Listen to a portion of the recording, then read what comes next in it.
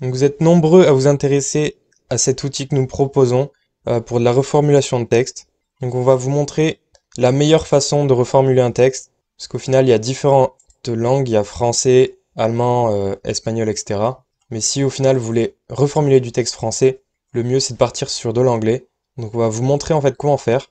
Donc admettons que vous voulez utiliser ça et le reformuler. Donc ce qu'on va faire, c'est qu'on va le copier-coller dans DeepL. Donc c'est un outil gratuit, vous pouvez le télécharger. Ensuite on le colle ici, on sélectionne bien anglais, on soumet. Et voilà, et là on a le résultat en anglais. Et du coup il suffit de le traduire.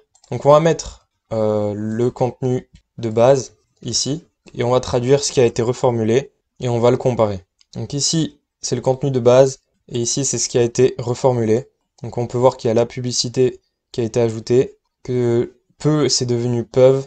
Défini c'est devenu décrit. Objectif de connaître et d'orienter. Alors que là c'est étudier et influencer. Les besoins, c'est devenu les désirs et les comportements des clients. Voilà, donc ça a vraiment été changé, mais pourtant ça veut toujours dire la même chose. Voilà, et si jamais vous voulez vérifier que c'est du duplicate content, donc en fait que c'est du plagiat, donc tout simplement vous voulez vérifier que c'est indétectable avec des outils de vérification si c'est du copier-coller. Vous allez ici et vous sélectionnez le deuxième outil, vérificateur de plagiat. Vous entrez votre contenu, vérifiez le plagiat.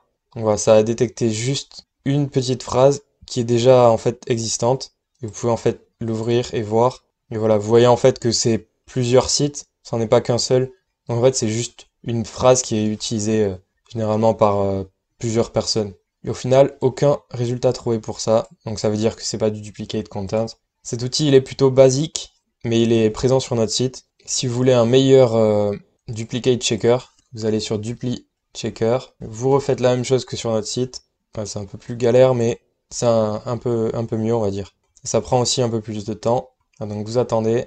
Et voilà. Et là, donc, il a vraiment trouvé que c'était unique à 100%.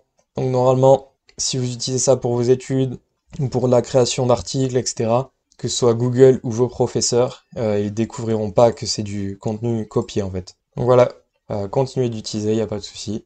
Et si vous avez des questions, n'hésitez pas à les ajouter en commentaire.